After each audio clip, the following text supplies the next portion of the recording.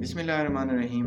अस्सलाम वालेकुम दोस्तों, उम्मीद है आप सब खैरियत से होंगे और अल्लाह पाक की रहमतों में होंगे। ओमानी हुकूमत का गैर मुल्कियों और अकामा होल्डर्स के लिए बड़ा ऐलान सामने आया है, जिसके मुतालिक हम आपको आगाह करेंगे।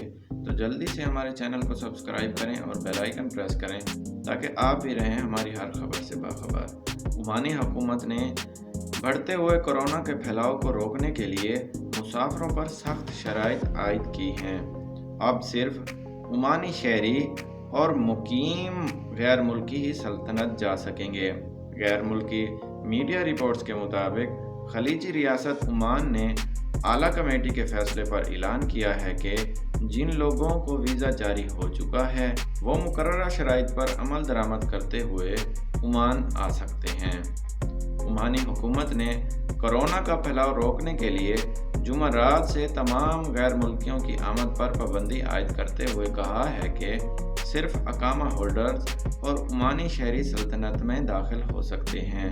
हुकूमत ने एहतियाती तदाबीर के तहत तजारती सरगर्मियों पर पाबंदियाँ जो 28 मार्च को ख़त्म होना थीं उसमें तोसी कर दी है और रमज़ान के आखिर तक ये पाबंदी लागू रहेगी। तो दोस्तों, ये ओमान हुकूमत की तरफ से गैर मुल्कियों और अकामा होल्डर्स के लिए न्यू अपडेट थी जो हमने आपसे शेयर की। इसी के साथ इजाज़त दीजिए। देखते रहिए online services. Thanks for watching.